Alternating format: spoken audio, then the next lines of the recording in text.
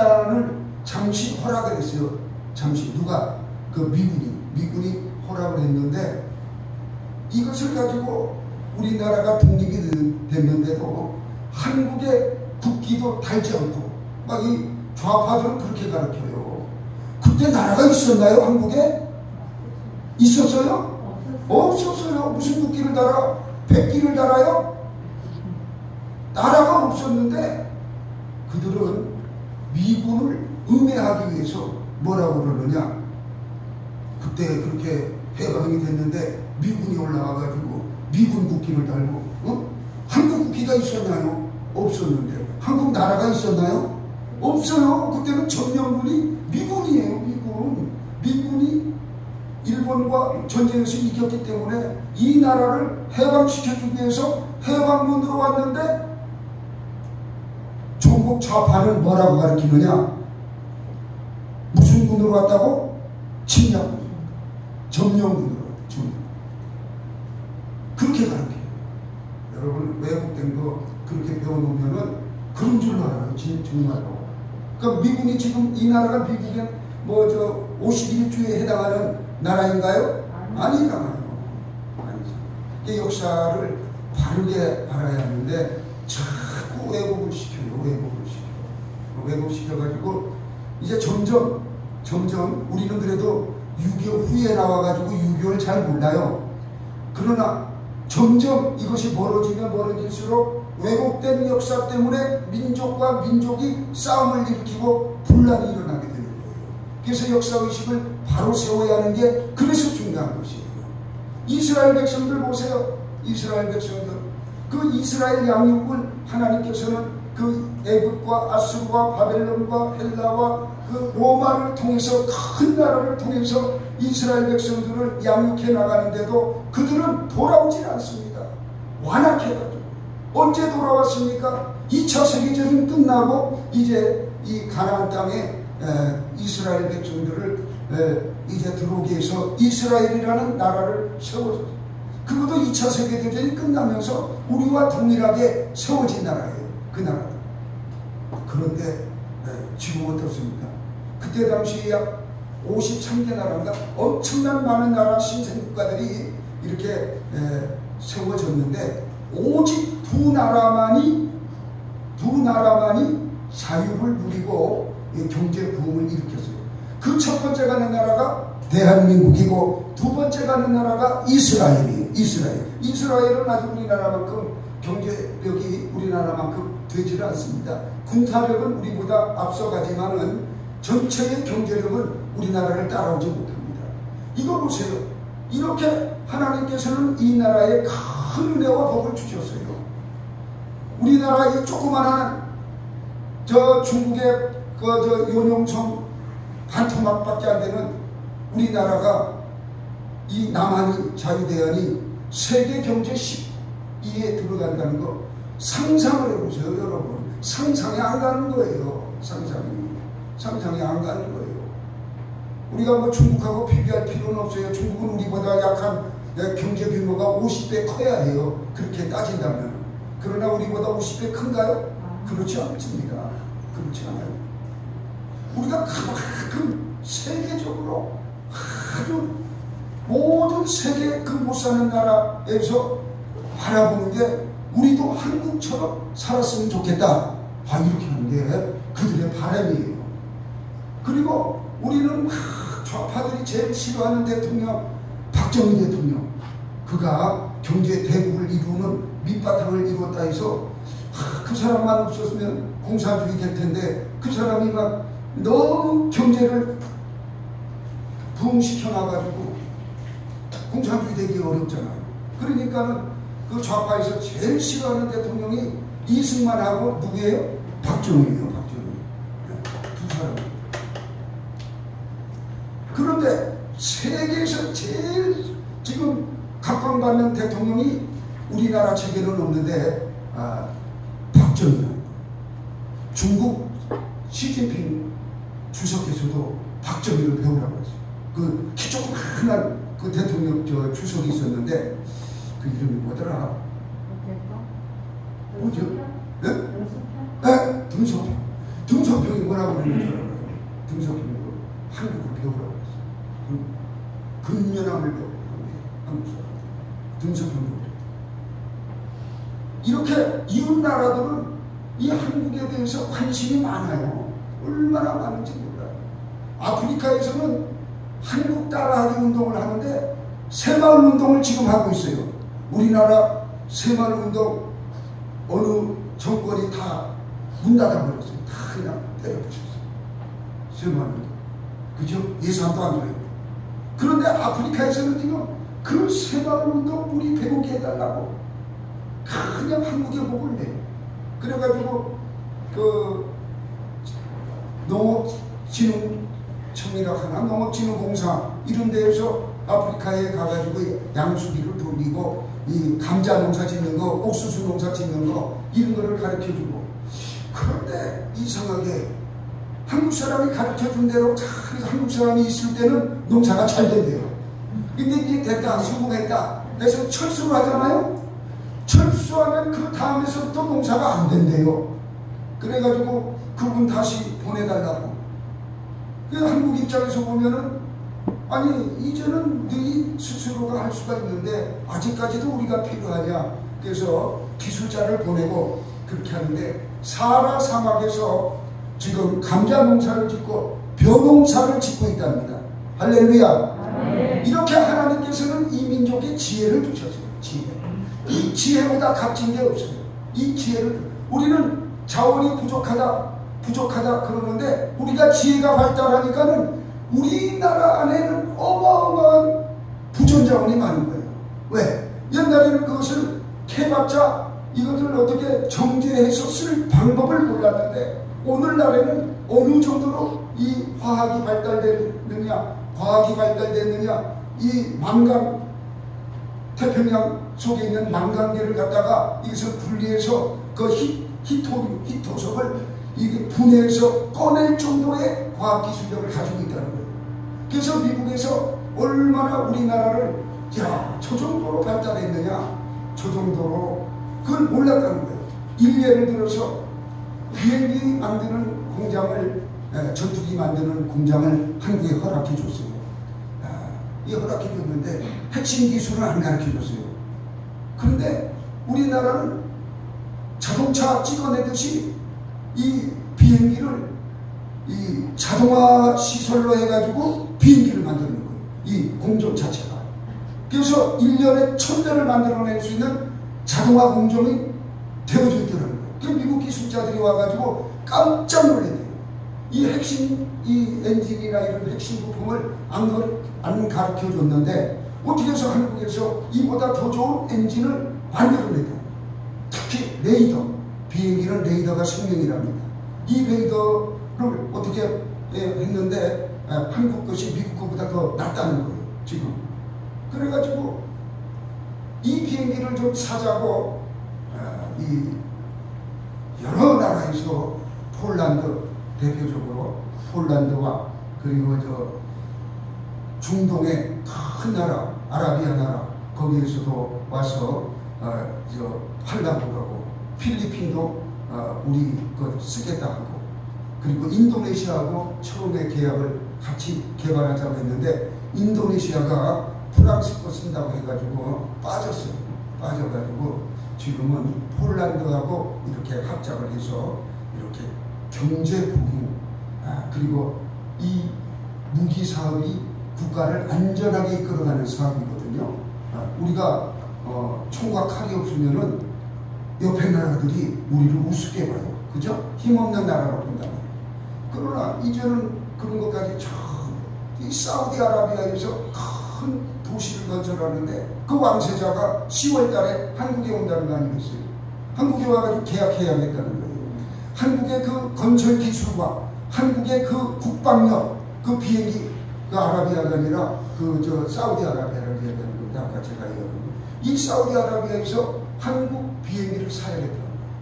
이 사우디아라비아는 뭐가 그렇게 무서운지 전 세계에서 제일 좋다는 무기는 전부 미국에 가서 찾으면 없어요. 사우디에 가면 있어요. 미국 거 사다가 사우디에 갖다 놨기 때문에 그 나라는 그런 나라거든요. 이렇게 우리나라가 아주 열등한 환경 속에서, 남북이 갈려진 열등한 환경 속에서 그 열등을 극복해서 세계에 제일 가는, 모든 분야에서 제일 가는 나라로 하나님께서 만들어 주셨습니다. 우리가 이런 지혜를 받아야 해요. 지혜. 아무리 힘쓰면 뭐합니까? 지금은 힘으로 사는 시대가 아니에요. 지혜를 받아요. 지혜. 이 지혜가 이 어린아이한테도 가는데, 이 꼬마들이 이 컴퓨터를 잘해요. 이제 보세요. 이 꼬마들이 또 다른 큰 일을 이제 해낼 것입니다. 로봇 시대를 이끌어가는 우리 꼭 이 차세대 어린아이들. 걔들이 전부 로봇하고 놀더라고요. 이 상상 속에 그 로봇하고 노는데 머지않아 그 로봇가 이 현실로 나타남을 믿으시기 바랍니다. 필요하면 만들어내는 거예요. 필요에 의해서. 자, 이렇게 우리나라가 하나님의 은혜로 광복 이후에 급속도로 발전한 나라. 지금 서구라파가 우리나라를 못 알아옵니다. 서구라파가 물론 그들이 갖고 있는 다른 분야가 많지만은 지금 한국은 양자역학 쪽에서 인공태양을 만들어냈는데 1억 5천 도. 상상해 보세요. 1억 5천 도면 그 불을 어디다 담아? 다 녹아내릴 텐데 그 불을 담는 그릇을 만들었다는 거예요. 그 불을 만들어냈고 그 불을 담는 그릇을 만들어냈대요. 그 불로 앞으로 발전을 한대요. 양자 발전소라고 합니다. 이렇게까지 나왔어요. 지금 이제 핵 시대는 지나가는 거예요. 그 핵은 과거의 핵이에요. 지금의 핵은 양자의 핵으로 돌아간다는 거예요. 양자의 시대. 이야, 이거는 뭐 상상을 못하는 기술을 가지고 있는데 문 아무개 대통령이 이 핵 발전소를 세우는 바람에 우리나라의 경제가 천조가 날아갔대요. 천조. 이 다른 나라에서 계약 들어온 게 전부 끊어지고, 그리고 그 5년 동안 그 발전소에 투자를 안 해가지고 무너진 경제의 효과가 천조라는 거예요. 천조. 이야, 나라만 보기 쉬워요. 그죠? 간단합니다. 간단해요. 저 태양광 발악해가지고 태양광 쫙 켜놓으니까 비가 오니까 그냥 그 밑에 사는 사람들 다 죽네. 폭탄을 만들어놨어. 그죠? 태양광 밑에 있던 사람들 쓰리가 죽었지 않습니까? 그래도 그 사람들은 회개 안 합니다. 내가 잘못했다고 얘기하잖아요. 절대로 그런 얘기 하지 않습니다. 저 군산 앞바다에다가 쫙 해놓은 거는 새들이 와가지고 똥을 싸가지고 그거 땅이라고 죽는다는 거예요. 새들도 그게 싫다는 거예요. 새들도. 그게 그냥 하늘을 비치니까 갈매기가 날아가다가 눈부시니까 그런지 똥을 싸가지고. 이건 내가 지어낸 얘기가 아니에요. 나왔어요. 근데 방송에는 보도를 안 해요. 방송에. 그게 좋다고 해요. 좋은 게 아니죠. 자, 우리 본문으로 오늘 들어가겠습니다. 이 성령은 성령 세례 받은 자에게 나타난다고 했어요. 성령 세례 받은 자. 그리고 또한 이 예수님께서는 승천하실 때에 제자들에게 하시기를 너희들은 예루살렘을 떠나지 말라. 그리고 내게서 들은 바 아버지께서 약속하신 것을 받을 때까지 떠나지 말라고 했어요. 내게서 들은 바 아버지께서 약속하신 것을 기다리라고 했는데, 요한은 물로 세례를 받았지만 너희들은 몇 날이 못 되어 성령으로 세례를 받으리라. 성령 세례를 받는다고 했습니다. 요한은 물로 세례를 베풀었거니와 너희들은 몇 날이 못 되어 성령 세례를 받으리라. 그래서 성령 세례를 받으라고 주님께서 말씀하셨어요. 우리가 성령 받음과 성령 세례 받음을 우리가 구분해야 하는데, 장로교에서는 성령 충만이라고 해요. 성령 세례 받음을 성령 충만이라고 이야기합니다. 그러나 요 사이에 순복 쪽에 오순절 계통의 목사님들과 일부 장로교 계통의 목사님들도 성령 세례가 맞다라고 말씀하시는 목사님들이 많이 나타나고 있어요. 많이 나타나고 있습니다. 그것은 뭐냐면, 예수를 믿으면 구원을 받으면 성령이 임해요. 누구든지 예수를 주라 시인하는 자는 성령을 받은 자라고 그랬거든요. 그래서 우리는 예수님을 시인하잖아요. 그 성령을 받았어요. 성령을 받았으나 우리가 구원은 받았으나 우리의 성령의 세례, 다시 말해서 그 주님의 그 증인되는 삶은 아직 살아가지 못하고 있잖아요. 왜 못 사느냐? 바로 힘이 없기 때문에 못 살아요. 성령의 능력의 힘이 우리에게 강하게 임해야 하는데 그것이 부족하다는 거예요. 그럼 성령 받은 자들은 바로 막 역사가 일어나요. 병 고침의 역사 막 이런 것들도 일어나는데 내 자신의 변화가 일어나는데 이걸 갖다 거듭남이라고 해요. 거듭남까지는 물세례에 속하는 거예요. 물세례. 그럼 성령 세례는 왜 받아야 하는가? 바로 성령 세례는 사도행전 1장 8절의 말씀에 보면은 오직 성령이 너희에게 임하시면 너희가 권능을 받고 예루살렘과 온 유대와 사마리아와 땅끝까지 이르러 내 증인이 되리라. 내 증인이 되리라. 예수 그리스도의 증인되는 삶을 살기 위해서는 성령 세례를 받아야 된다. 여러분 그냥 예수 믿는다고 왔다 갔다 하는 것이 아니라 예수님처럼 권능 있고 은사가 임하고 예수님의 증인으로서 제자로서 그렇게 살아가는 것. 예수님의 제자들이 얼마나 그 일을 행했습니까? 말씀을 증언하며 말씀으로 그 명할 때에 귀신이 떠나가고 병든 자가 일어나고 환경의 저주가 끊어지고 이런 역사가 일어나지 않았습니까? 예수님의 증인된 삶을 살아가는 것. 이것을 하기 위해서 성령 세례를 받으라 그렇게 말씀한 것입니다. 그러면 이 성령 세례는 어떻게 받느냐? 이 아주 중요하잖아요. 그죠? 기도할 때 받는다. 기도할 때 14장 사도행전 1장 14절에 나와 있어요.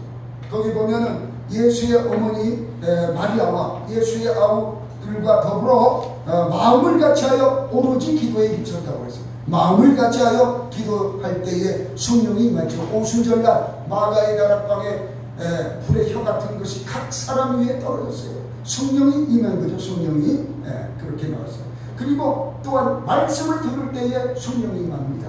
오늘 이 시간 말씀을 들을 때에 성령 세례가 임하기, 성령의 불이 임하기를 주님의 이름으로 축원합니다. 말씀을 들을 때에 임한다는 것은 베드로가 바로 누굽니까?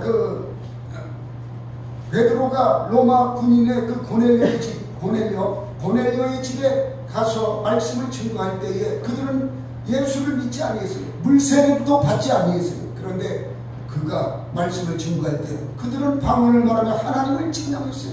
예언하며. 그러니까는 어때요? 이들이 성령이 임했구나. 오순절날 자기들에게 임했던 동일한 역사가 이 고넬료의 집에서 일어났어요. 말씀을 들을 때에 역사했다는 말씀이에요. 그래서 여러분 예배 드릴 때 말씀을 잘 들어야 지혜의 영이 임하고 말씀을 잘 들을 때 치유의 역사가 일어나고 말씀을 잘 들을 때에 여러분이 원하는 형통한 복이 임하는 줄 믿으시기 바랍니다. 그 말씀의 변화의 역사가 일어나는 것이에요.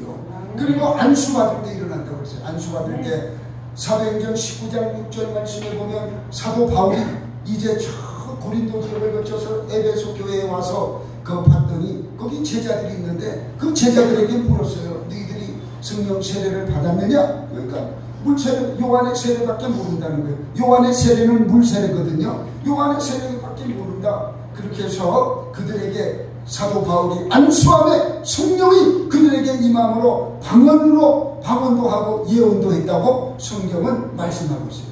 이렇게 안수받을 때의 역사가 일어나요. 전에 저도 여기 중국 분들 많이 오실 때, 처음에 오실 때 그분들 전부 방언은 그리고 입신 그리고 그냥 그 떨림 그냥 그 역사들이 많이 일어났어요. 서초동에 있을 때 그런 역사가 일어나는 거예요. 한국 분들은 요새는 왠지 그분이 너무 그 분야가 부족해요. 과거에는 우리 어머니들이나 부모님들이 섬길 때에 대단했거든요. 여러분들이 젊었을 때 아시잖아요. 그죠? 기도원 가서 성령이 임하는 것을 여러분 다 봤잖아요. 그리고 지난 시간에는 쪼개진 반석에 대해서 말씀했어요. 이 이스라엘 백성들이 리비딘에 도착했을 때 물이 없을 때 모세를 원망하고 그럴 때 모세가 하나님의 말씀에 의지해서 지팡이를 들고 그 반석을 치매 물이 솟아났다고 그랬어요. 그 반석이 뭐냐? 예수 그리스도라는 거예요. 그래서 예수 그리스도의 그 몸에서 흘러나오는 그 물, 생수의 강이 우리 심령 속에도 흘러넘쳐야 하는데, 그렇게 하려면 우리의 반석, 이 견관진을 이루는 우리 속에 있는 이 견관진, 이것이 무너져야 하는데, 여러분, 이 나의 내 견해, 내 의지를 꺾을 때에, 이것을 꺾일 때에 이 견관진이 무너진다고 말씀드렸습니다. 이렇게 우리는 내 견관진을 깨트리지 않으면 생수의 강이, 성령의 역사가 일어나지 않는 것이에요. 고집 부리지 말라는 거지. 어떻게 예수 믿는 사람이 고집이 센지. 여기서는 목사님 앞에서는 고집 세지 않은 것처럼 아주 온유한 양이에요. 집에만 가면 이건 어떻게 고집의 왕이에요. 여러분 그렇게 살지 마시기 바랍니다. 저는 집에 가서도 완전히 내려놨어요. 완전히 내려놨어요. 내가 오늘은 아멘을 안 했지만 우리 집사람이 그러는 거예요. 이 더위에 털옷을 사달라는 거예요. 그래서 아니 그 털옷이 무슨 필요해? 그랬죠. 이 더위에. 그죠? 안 돼. 그랬죠. 그것도 아멘하고 나와야 하는데, 그래 사줄게. 그죠? 그렇게 하는 것이 이게 참 가정의 화평을 이루는 것인데, 안 된다고 내가 그냥 거절을 해요. 이 성벽도에 그것이 왜 필요하게 난 모르겠습니다. 아니에요. 입지도 않아 아무리 싸면 뭐합니까? 자, 오늘은 라마나요. 이 라마나요시라는 것은 바로 라마라는 동네와 나요시라는 신학교가 있는 그 지역에서 일어난 사건을 이야기하는데, 사울이라는 사람이 이 다윗이 너무 하나님의 영을 받아가지고 잘 나가니까 이거 나라를 뺏기게 생겼어요. 자기 아들 요나단한테 줘야 하는데 이거 다윗한테 다 가게 생겼으니까는 이 다윗을 죽이려고. 왜 죽이려고? 이 전쟁에서 이거 돌아오는데 여인들이 그냥 뭐라고 얘기했어요? 사울은 천천히요. 그렇죠. 사울은 한번 천천히 탁 나와요. 다윗은 만만히요. 그렇죠. 이걸 해석을 잘하는데, 우리 사울은 천천히 해도 다 이기고, 다윗은 만만하다 이렇게 해석했으면 절대로 다윗을 죽이려고 하지 않을 텐데, 뭐 다윗은 만만이라고 이제 얻을 것이 나라밖에 더 있느냐, 그래서 다윗을 죽이려고. 그러나 하나님이 지키시는 다윗은 죽지 않습니다. 죽이려고 했던 사울이 죽지.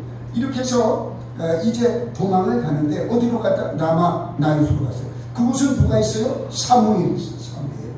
쉽게 얘기하면 오늘날로 말하면 영적인 목사님이 계시는 거예요. 그곳으로 이제 도망을 갔어요. 도망을 갔는데 그곳에 숨어 있다는 것을 알려줘요. 어떤 사람들이 가서 고해요. 대통령한테 고하듯이 고합니다. 정강훈 목사 맨날 청와대 앞에서 그냥 하니까는 저 이단이라고 또 가서 고하고, 저 사람 이렇게 잡아넣는 방법을 가르쳐 주는 거예요. 그러니까 코로나로 집어넣고 이단으로 집어넣고 여러 가지로 그 목사님을 제거하기 위해서 압력을 가하고 감옥을 3번이나 갔어요. 3번. 거기에서 그 문재인 끌어내리는 데모했다고 3번이나 갔는데 법원에서 3번 다 무죄라고 판결을 했어요. 이제는 나라에서 정광훈 목사한테 억지로 감옥 생활 시킨 거에 대해서 물어줘야 한대요. 근데 그 인건비를 계산해 보니까는 이 정광훈 목사님 인건비가 어마어마한 거예요. 그냥 200만 원이 아니에요. 그러니 이거 참 그 문제 아니겠어요? 왜냐면 일당으로 곱하기 해가지고 그 안에 감옥 한 날수를 계수해가지고 그걸 물어줘야 하거든요. 옛날에 김진홍 목사 같은 경우는 20억인가 받았다, 10억 받았다 그러잖아요.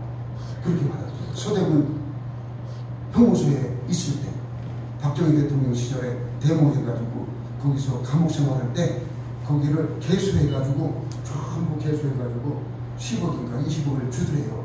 그래서 하시는 말씀이 뭐라고 그랬느냐, 이렇게 돈을 개수해서 줄 줄 알았으면은 조금 더 있다 나오는 건데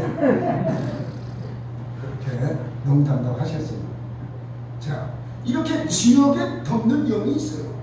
그러나 그들이 그 청와대 세력이 하도 시끄러우니까 그 청와대 코밑에서 맨날 그냥 문재인 무슨 그 강아지 있잖아요. 그런 걸로 막 얘기하고 막 욕을 해대고 그러니까는 그 문재인이가 여기서 좀 데모 좀 안 하게 해달라고 저 광화문으로 내쫓으라고. 그래가지고 광화문으로 가서 이제 데모를 한 거 아니겠어요? 근데 광화문으로 보내놨더니 어떻게 됐어요? 세상에 수백만 명이 나오네. 수백만 명. 야, 이러다 안 되겠다. 이러다 안 돼. 이러다가 내가 이 권좌에서 쫓겨나겠다 생각하니까는 이제 광화문에 있고 뭐가 데모 못하게 그거 싹 막아라. 싹 막았잖아요.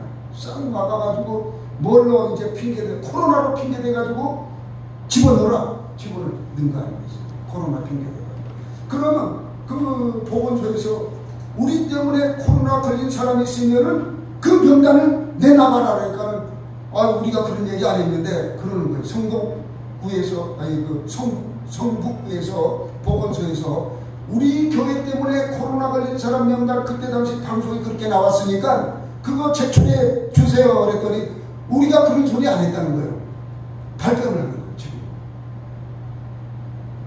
야, 참 세상이 이런 세상이에요. 여러분. 눈 뜨고 고백하는 게 아니에요. 억지로 그냥 수술실에 엎어놓고는 이거 고장났다고 그냥 되는 거예요. 지금 세상은 얼마나 무섭습니까? 그렇게 거짓말을 하고. 그때 막 그랬잖아요. 온 국민의 코로나는 정광훈 목사가 다 그냥 전파하는 거 마냥 KBS, MBC, SBS 그죠? 전 방송이 보도를 했거든요. 그러니까 걸린 사람 내놔보라니까 없다는 거예요. 요새 와가지고. 그 명단이 있을 거 아니에요. 그렇게 하는 것도 있어요. 그래서 이제 제가 이야기하려고 하는 거는 그 이야기를 하려고 하는 게 아니라 광화문으로 왔더니 이 추운 날씨에 수십만이 모이는 거 50만 명이 모이고 그 지역이 춥지가 않아요. 저 갔다 왔거든요. 거기에 데모하는데 가봤어요.